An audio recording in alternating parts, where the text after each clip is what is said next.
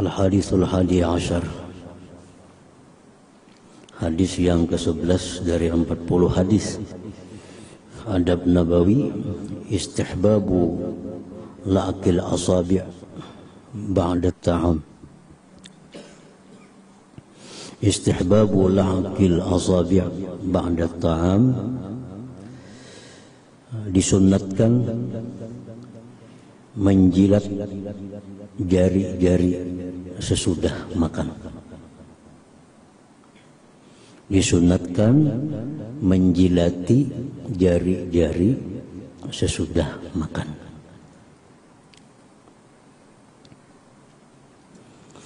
An Abi Hurairah radhiyallahu anhu anna Rasulullah sallallahu alaihi wa alihi wasallam qala idza akala ahadukum falyal'aq asabi'ah fa innahu la yadri bi ayyatihinnal barakah.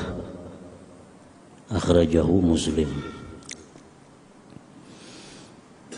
Dari Abi Hurairah radhiyallahu anhu bahwa Rasulullah sallallahu alaihi wa alihi wasallam bersabda, apabila telah selesai salah seorang kalian, sudah tuntung salah seorang kalian daripada makannya,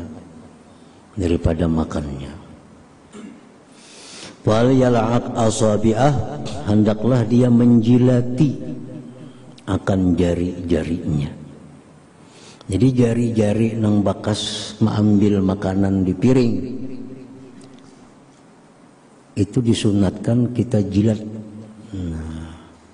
Bila sudah selesai makan, sudah tuntung kita makan, disunatkan kita menjilati jari-jari yang bakas mengambil makanan itu, karena dia tidak tahu fi ayyatihinnal barakah. Fi ayyatihinnal barakah artinya fi ayyati ajza'i ta'ami al barakah, karena dia tidak tahu pada apa jua bagian-bagian makanannya itu yang mengandung barakah. Nah, jadi barangkali barakah itu yang ada di jari-jari kita. Jadi kalau itu dijilat, nah maka barakah pun akan masuk ke dalam tubuh kita. Fa innahu la yadri, alasannya kenapa kita disuruh Nabi menjilati jari-jari kita yang kita gunakan untuk menyuap, karena Nabi kada tahu barangkali disitulah berkahnya makanan itu. Dan kita sudah tahu bahwa makanan itu apabila berkah, maka akan membuat kita kuat ibadah kepada Allah. Makanan yang kita makan bila mana ada barakahnya, maka sebab barakah itulah tubuh kita akan menjadi rajin untuk ibadah kepada Allah Subhanahu wa ta'ala. Kita makan banyak tapi ibadah kada rajin, barangkali salah satu sebabnya makanan yang kita makan itu sudah kehilangan berkah.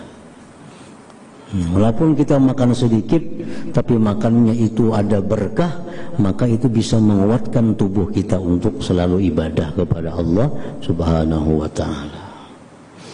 Nah, oleh karena itu Rasulullah sallallahu alaihi wasallam beliau memerintahkan kepada kita untuk selalu menjaga jangan sampai barakah itu tertinggal di makanan, kada masuk ke dalam tubuh kita, sampai-sampai jari-jari yang kita gunakan untuk menyuap nasi, untuk menyuap makanan disuruh dijilati. Barangkali di jari-jari itu ada barakah yang tertinggal. Akhrajahu Muslim. Min fawaidil hadis, sebagian dari faidah-faidah dalam hadis tadi, as-sunnatu la'qus salasah al-asabi'i allati yusannu al-aklu biha. Sunat menjilat 3 bilah jariji yang disunatkan makan dengan 3 bilah jariji itu. Ini sunat hukumnya. Hukumnya sunat. Kalau kita makan, kita jilati imbahnya jariji kita itu sunat. Sunat menjilat 3 jari yang disunatkan makan dengan 3 jari itu. Karena Nabi kita makanannya kada makanan nasi macam kita. Makan Nabi roti. Jadi cukup dengan 3 jari. Roti diambil, dicacap kayak capan apa misalnya dimakan. Nah cukup 3 jari kalau roti. Kalau kita makan nasi 3 jari, guguran nasinya. Jadi ini kada berlaku untuk orang makan nasi. Kalau makan roti meniru Nabi ya 3 jari, gunakan 3 jari. Sunat menjilat 3 jari yang disunatkan makan dengan 3 jari itu. Qala Ibnu Hajar Al-Asqalani, berkata Al-Hafiz Ibnu Hajar Al-Asqalani dalam kitab beliau Fathul Bari. Ini pengarang ini menukil kitab Fathul Bari di juz 9 halaman 504. Bacaannya seperti di bawah ini. Qala Ibnu Hajar Al-Asqalani waqa'a fi hadits Ka'b bin Ujrah radhiyallahu anhu 'inda Tabarani fil Awsat sifatul laqil asabi'. Ada dalam hadis Ka'ab bin Ujrah radhiyallahu an di sisi Imam At-Tabarani dalam kitab beliau Al-Awsat cara menjilat jari-jari itu. Nabi kita menyuruh kalau tuntung makan jilat jariji. Kayak apa cara menjilatnya? Apakah sebukuan jariji kan dilumuk kayak orang makan pisang? Atau kayak apa cara menjilat jarinya itu? Nah, dalam kitab Al-Awsat Imam At-Tabarani meriwayatkan hadis dari sahabat Nabi Ka'ab bin Ujrah. Ada caranya sekalinya menjilat jari itu, ada caranya. Jadi makan misalnya, tuntung makan sebelum dibasuh dijilat jari dulu. Nah kayak apa cara menjilat jari? Nah itu Nabi ada caranya. Walabzuhu dan lapasnya Tabarani fil Awsat, ra'aitu Rasulullah sallallahu alaihi wa alihi wasallam ya'kulu bi asabi'ihi salas. Aku melihat Rasulullah sallallahu alaihi wa alihi wasallam makan dengan 3 jari beliau.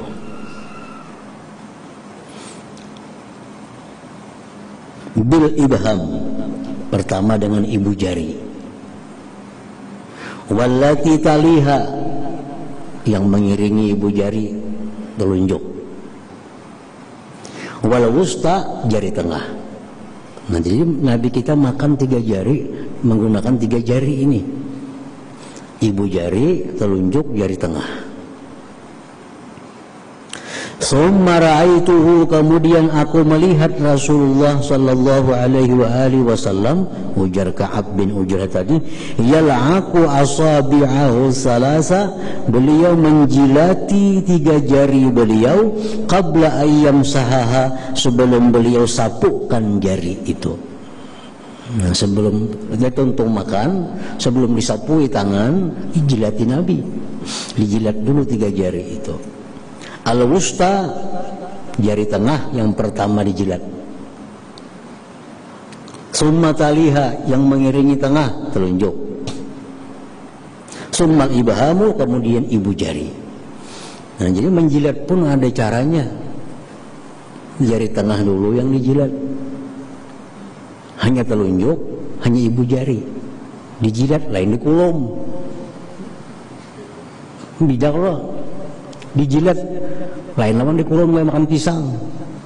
Nah, Nabi kita itu menjilat.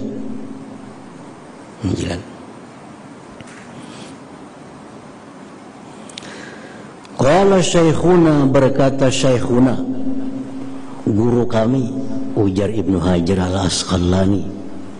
Bila Ibnu Hajar al-Asqalani berkata guru kami Jarsijin, itu maksudnya Al-Hafiz Al-Iraqi. Fi syarhi Turmuzi, dalam mensyarahkan hadis riwayat Turmuzi.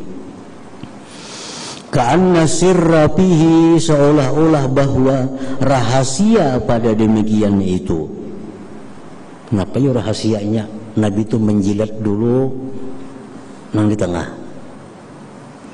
Nomor 2 telunjuk. Nomor 3 ibu jari. Apa rahasianya? Nabi menjilat itu ada susunannya. Annal wusta aksaru talwisa, karena yang tengah itu, jari tengah itu lebih banyak bercelumur. Jari tengah pasti lebih banyak celumurnya, maka kuah-kuah pasti di jari tengah paling banyak. Li'annaha atwalu, karena itu paling panjang.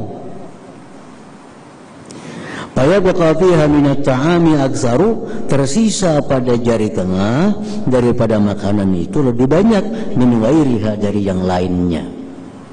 Yang lebih panjang ini, lebih panjang tentu tak banyak di sini sisa-sisa makanan daripada yang 2 jari berikutnya. Wali annaha, dan karena itu jari tengah, lituliha, karena panjangnya pada yang lain, awwalu ma tanzilu bit ta'am, awal yang turun pada makanan. Nah, jadi ini alasan kenapa Nabi kita itu mendahulukan menjilat jari tengah. Satu alasannya karena ini paling banyak bercelumur. Nah, paling banyak sisa makanan di sini. Yang kedua, ini paling panjang. Yang paling panjang itu kalau mencapai makanan paling terdahulu itu. Nah, maka terdahulu juga dijilati. Nah, itu alasannya. Wa yuhtamalu, dan dimungkinkan, annalladzi yul'aq, bahwa yang dijilat, yakunu batna kaffih, adalah batin telapaknya, ila jihati wajhiha, ke hadapan wajahnya. Yang dijilat tuh ininya, batinnya, lain sininya ada, di sininya dijilat. Nah, ini batinnya, dalamnya. Nah, jadi hadapakan ke wajah kita. Nah, ini yang dijilat. Nah, fa'idza tada bil wusta, bila dia mulai menjilat yang di tengah, jari tengah, intaqala ila sababah, pindah ke telunjuk, kemudian ala jihati yaminih, ke jihad kanan tentunya, wa kadzalikal ibhamu, demikian pula ibu jari selanjutnya. Wallahu a'lam. Jadinya dalam kitab Fathul Bari ada disebutkan demikian alasan kenapa Nabi kita pertama yang dijilat itu jari tengah, yang kedua telunjuk, ketiga ibu jari, karena mendahulukan yang kanan. Nah, kan kalau ini mulai, kan ini kanan nih, ini kanan lagi. Coba kalau kita mulai ibu jari ke kiri, kita arahnya ke mana? Nah, Nabi kita ketujuh ke arah kanan itu. Nabi kita seandainya membagi minuman, membagi makanan, jadi pasti dahulu sebelah kanan. Kita putar, hanya sampai ke sebelah kiri. Jadi itu alasan-alasan kenapa Nabi kita menjilati jari itu berdahulu ibu jari, jari tengah yang dijilat. Jadi jilati, cuma kan dijelaskan lebih rinci lagi cara menjilatnya, apakah dari bawah ke atas atau atas ke bawah, itu kan dijelaskan.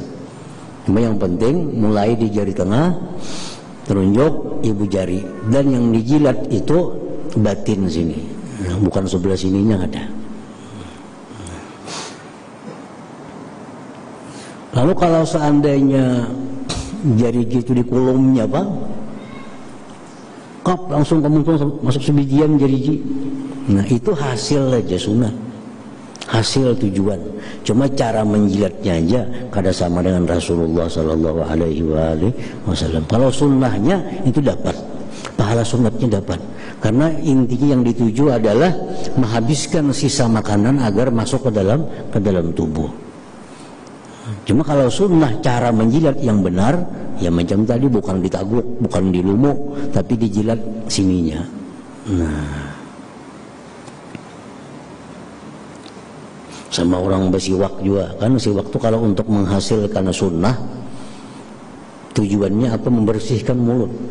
Nah, bersiwak itu intinya membersihkan mulut, menghilangkan bau-bauan mulut, menghilangkan kotoran-kotoran yang ada di mulut. Dengan apapun tuh hasil, mensikat gigi kadang, cuma itu caranya kada sesuai sunnah. Kalau sunnah dengan kayu arak. Tapi perkara pahala ini membersihkan gigi, mulut itu hasil, walaupun dengan apapun caranya itu.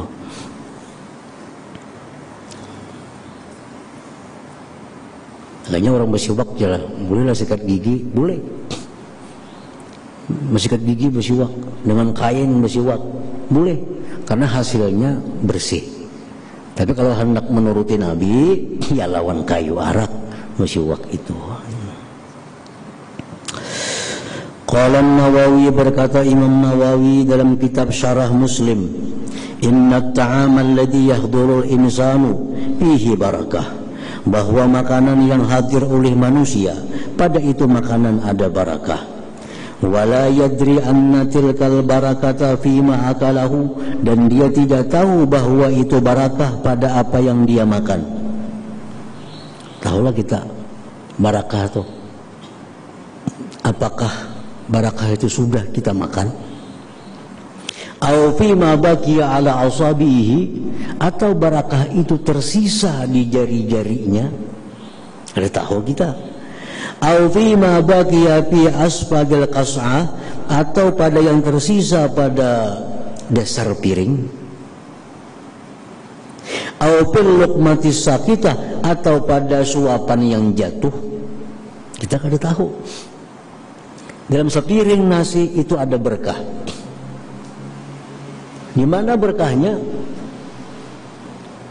Kita kada tahu andaknya. Kita kada tahu andak barakah. Nah, supaya kita yakini bahwa berkah itu masuk ke tubuh kita, habiskan semuaan makanan yang ada di piring itu, sampai jari-jari pun kita jilat, supaya jangan sampai berkah itu luput masuk ke dalam tubuh kita. Ini payam bagi ayu hafizah ala hadza kullihi, maka sayugianya dia menjaga ini seluruhnya, litahsulal barakatu, agar hasil barakah tadi.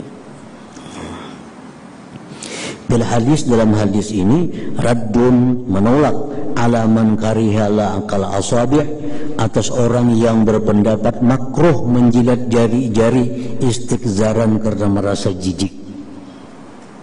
Itu ditolak. Ada orang yang kada senang menjilat jari mbah makan tuh karena asa jijik. Nah, itu ditolak dengan hadis ini. Itu perlu, bukan jijik, tapi untuk mendapatkan, untuk memastikan barakah itu.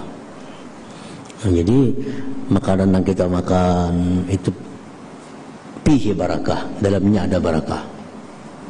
Untuk memastikan bahwa berkah makanan itu masuk ke tubuh kita, habiskan. Yang di piring habis, bersih.